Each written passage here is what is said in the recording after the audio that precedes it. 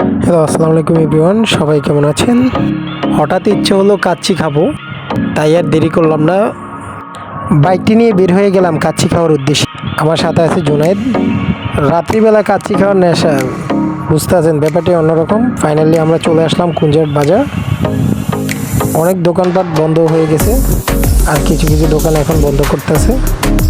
বুঝতেছি না কাচ্চির দোকান কি খোলা পাবো না। গলির মধ্যে একটা কাচ্চির দোকান আছে বাম দিকে, এই গলিটার মাথায় একটা কাচ্চির দোকান আছে। এটাও মোটামুটি খারাপ না, দেখি এই দোকানটা মনে হয় খোলা থাকতে পারে। অবশ্যই দোকানটি খোলা রয়েছে। আল্লাহদান হাজি বিরিয়ানি ছোট একটি দোকান দেখতেই পাচ্ছেন, মোটামুটি খারাপ না। এটার মধ্যে একটা ছোট্ট একটি কেবিন আছে, আমরা কেবিনে বসে গেলাম। এই জুনায়েদ আছে আমার সাথে। মোটামুটি ভালোই ডেকোরেশন করেছে দোকানদার, দেখতেছেন চারিদিকে অনেক সিনারি।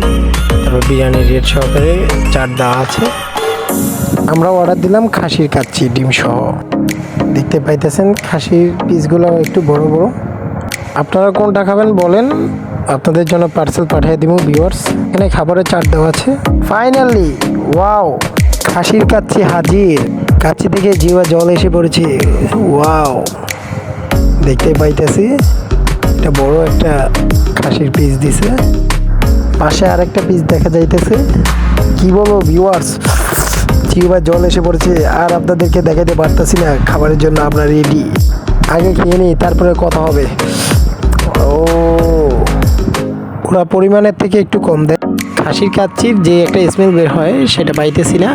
তারপরেও এত রাত্রে যে দোকান খোলা পাইলাম, এটাই বড়, আর স্মেলের দরকার নেই।